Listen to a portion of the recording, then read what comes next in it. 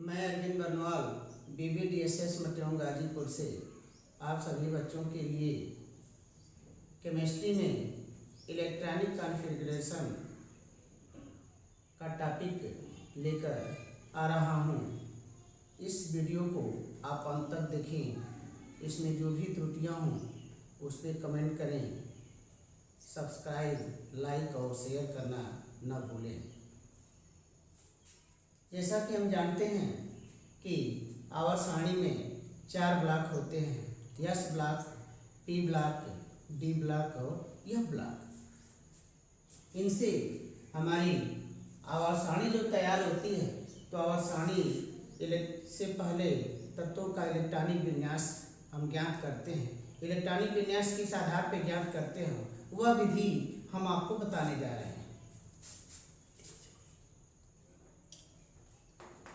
1s, 2s, 2p, 3s, 3p, 3d, 4s, 4p, 4d, 4f, 5s, 5p, 5d, 5f, 6s, 6p, 6d, 7s, 7p।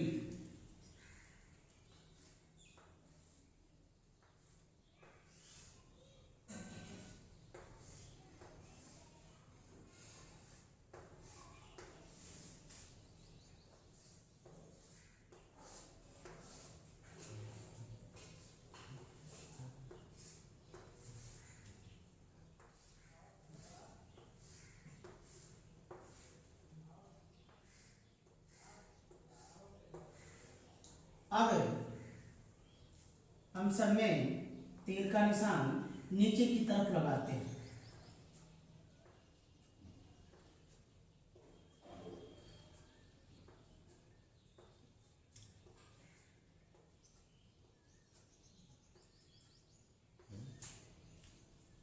अब एक सिरे से इसको हम मिलाते हैं।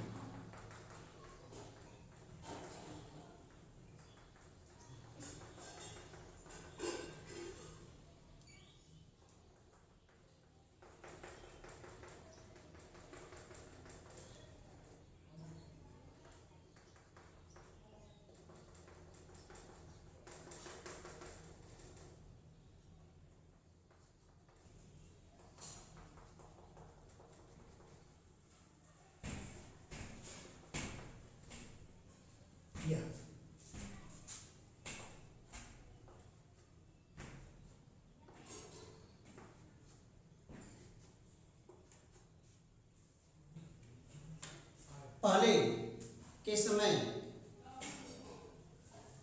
टीवी के साथ प्रसारण के लिए एंटीना छत पर लगाया जाता था। आज के दौर में इसे मान लेते हैं कि एक प्रकार का एंटीना।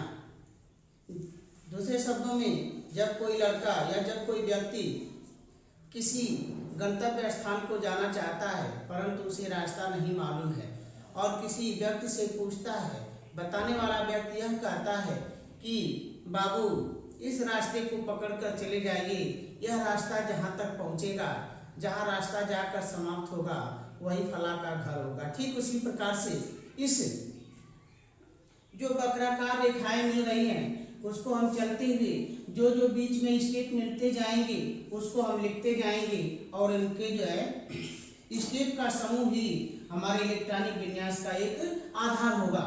तो सबसे पहले 1s, 2s, 2s के बाद 2p, 2p के बाद 3s, 3p, 4s, 3d,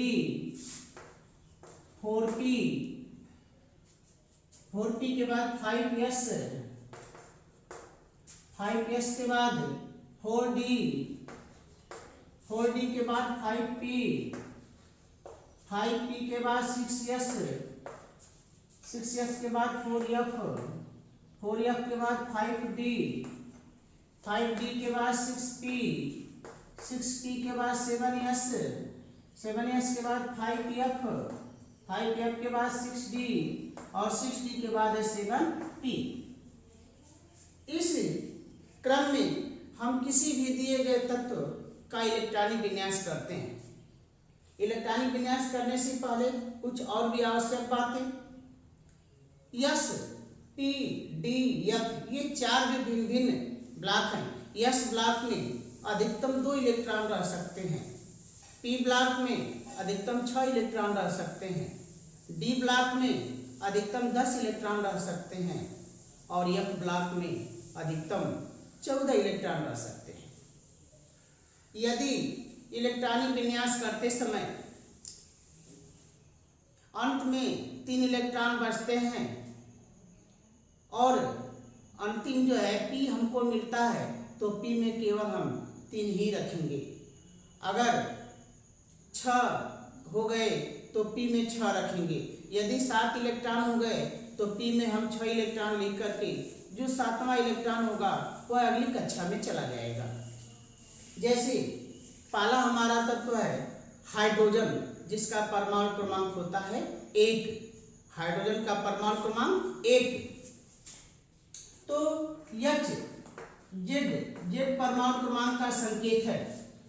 Z = 1 यानी हाइड्रोजन का परमाणु क्रमांक 1। इसका जब हम इलेक्ट्रॉनिक विन्यास करेंगे तो इस 1s में 1s1 अर्थात हो गया 1। हीलियम He, Z = 2 1s2 तो इसका हो गया 2। लिथियम Li, लिथियम का होता है संकेत Li, Z = 3 1s2। अब चूंकि S में अधिकतम 2 ही इलेक्ट्रॉन रह सकते हैं, हमें 3 इलेक्ट्रॉन लिखना है तो तीसरा इलेक्ट्रॉन अगली कक्षा यानी 2s में चला जाएगा तो यह हो जाएगा 2s1। अब चूंकि यह 1 मुख्य आवर्त यह 1 है और यह 2 है तो 1 वाला मुख्य आवर्त 1 के सभी इलेक्ट्रॉन को एक साथ लिखेंगे, 2 आवर्त के वाले इलेक्ट्रॉनों को एक साथ लिखेंगे, तीसरे आवर्त वाले इलेक्ट्रॉनों को एक साथ जोड़कर हम इस प्रकार लिखते हैं तो यह हो जाएगा हमारा 2 1।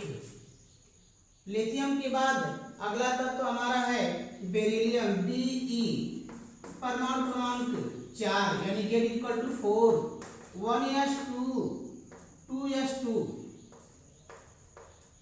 हो जाएगा 2 2। बोरान Z = 5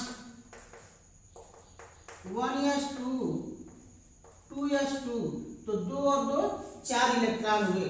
चूंकि S में अधिकतम 2 ही इलेक्ट्रॉन हो सकता है तो अगला इलेक्ट्रॉन अब 2p में चला जाएगा तो 2p1 तो यह हो जाएगा हमारा 2 और यह भी दोनों एक ही हैं तो 2 और 1 3 इलेक्ट्रॉनों को जोड़ देंगे तो हो गया 3। तो परमाणु क्रमांक 5 यानी बोरान का इलेक्ट्रॉनिक विन्यास हो जाएगा 2 3। इस प्रकार और बोरान के बाद जैसे आपका कार्बन, तो कार्बन का परमाणु क्रमांक होता है 6 तो 6 के लिए 1s2 2s2 2p2 तो 2 और 2 4 तो जाएगा 2 2 4।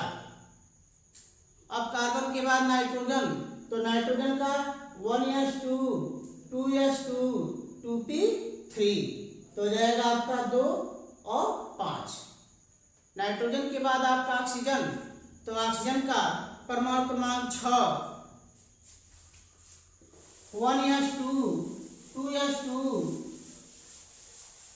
2p4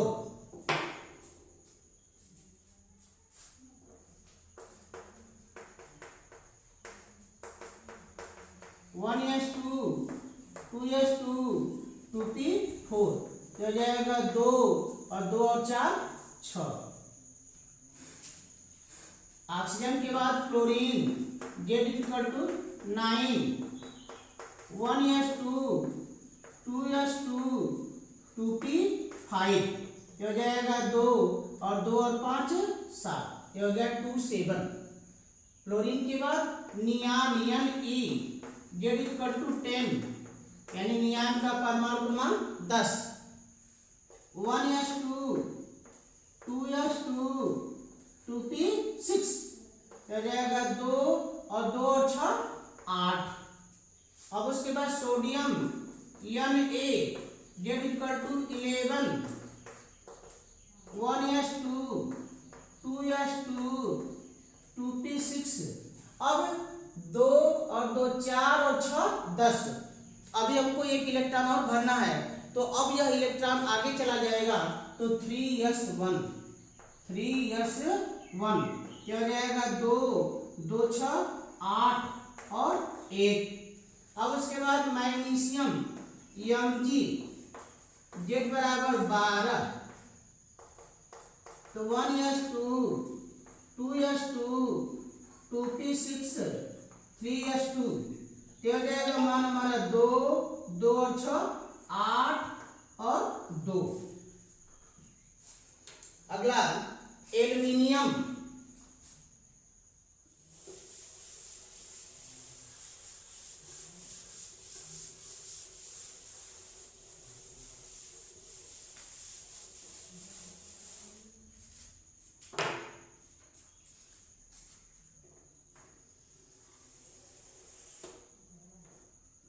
Al, एल्युमिनियम का संकेत Al, परमाणु क्रमांक 13, तो 1s2 2s2 2p6 3s2 3p1, तो जाएगा मान हमारा 2 2 6 8 2 1 3। एल्युमिनियम के बाद silicon Z = 14, 1s2 2s2 2p6 3s2 3p2, तो हो जाएगा 2 2 6 8 और 2 2 4। सिलिकॉन के बाद फास्फोरस, सल्फर, क्लोरीन, आर्गन। इस तरह से जो है हम इलेक्ट्रॉनिक विन्यास करते हुए बढ़ते हैं आगे। अब जैसे आगे इलेक्ट्रॉनिक विन्यास हमको करना है कैल्शियम। कैल्शियम का परमाणु क्रमांक होता है 20, कैल्शियम का परमाणु क्रमांक 20, तो 20 का हो जाएगा 1s2 2s2 2p6 3s2 3p6 4s2, 2 2 6 8 2 और 6 8 और 2, इस तरह से। अब कैल्शियम के बाद आता है स्केडियम Sc Z = 21, 1s2 2s2 2p6 3s2 3p6 4s2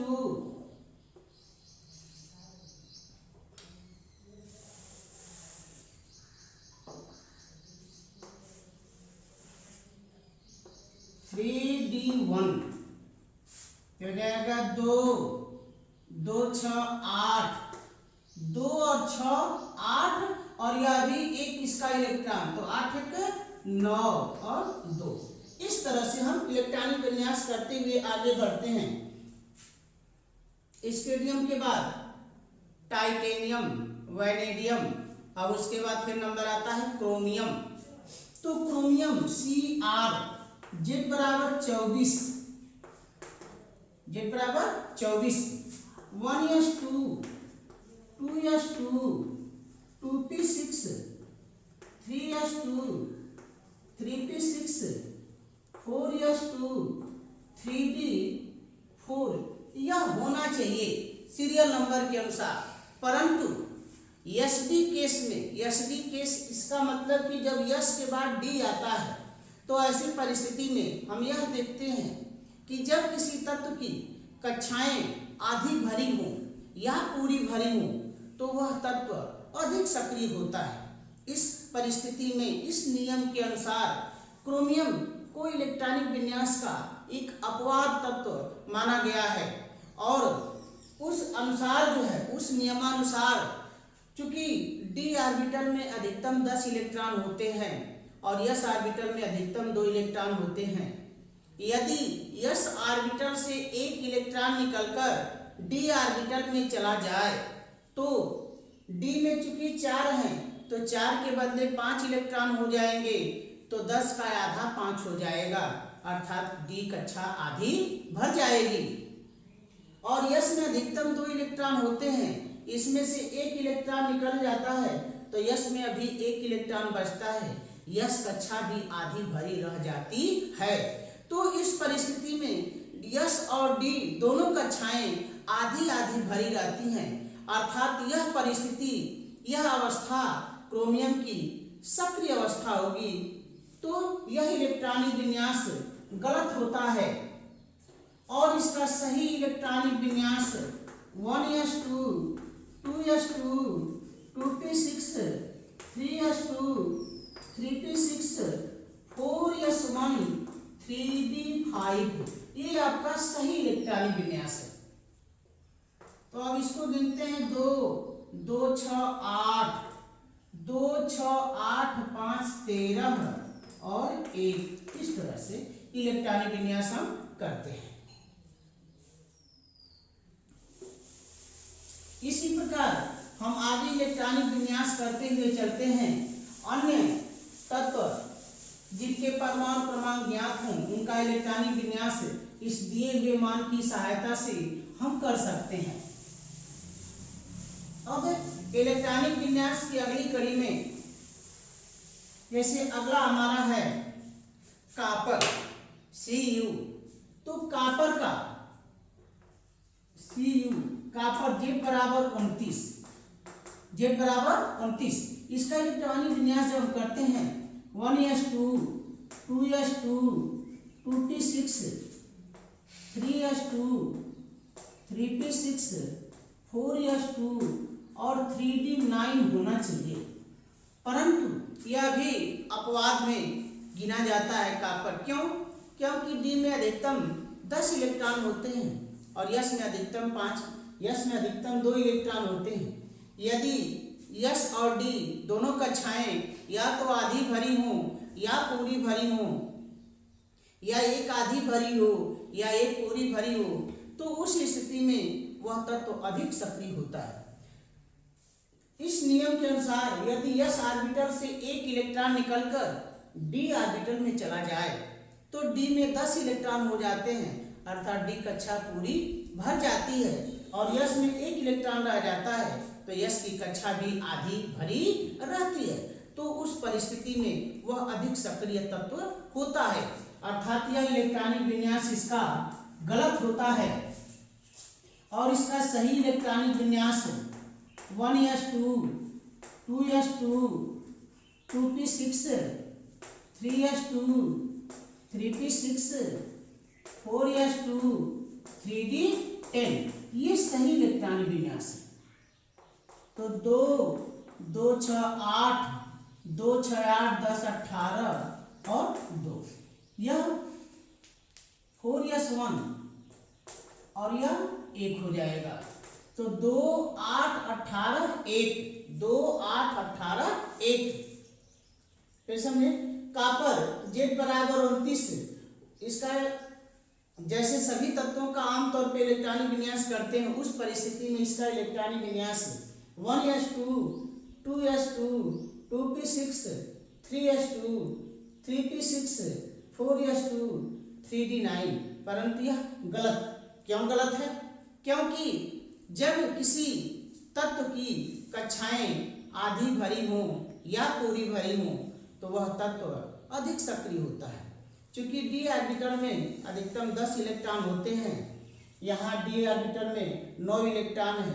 यदि s से एक इलेक्ट्रॉन निकलकर d में चला जाए तो d में 10 इलेक्ट्रॉन हो जाएंगे और s में एक इलेक्ट्रॉन रह जाएगा, तो s कक्षा आधी भरी होगी और d कक्षा पूरी भरी रहेगी, अतः यह अवस्था उसकी सक्रिय अवस्था होगी, अर्थात यह इलेक्ट्रॉनिक विन्यास इसका सही इलेक्ट्रॉनिक विन्यास माना जाता है। तो अब इसका सही इलेक्ट्रॉनिक विन्यास कॉपर का 1s2, 2s2, 2p6, 3s2, 3p6, 4s1, 3d10। यह मान हो जाता है 2, 2 और 6 8, 2 और 6 8, 10, 18 और इसका 1। तो कॉपर का इलेक्ट्रॉनिक विन्यास 2, 8, 18, 1 होता है। इस प्रकार अन्य तत्वों का इलेक्ट्रॉनिक विन्यास हम और ज्ञात करते हैं। इस वीडियो में जो भी कमियां आपको महसूस हुई हों उस कमियों को आप जरूर कमेंट करें। यदि वीडियो आपको अच्छा लगा हो तो सब्सक्राइब करें, लाइक करें और ढेर सारे ग्रुप में शेयर करें, जिससे और बच्चे लाभान्वित हो सकें तथा नई वीडियो आपके YouTube पर अपलोड होती रहे। धन्यवाद।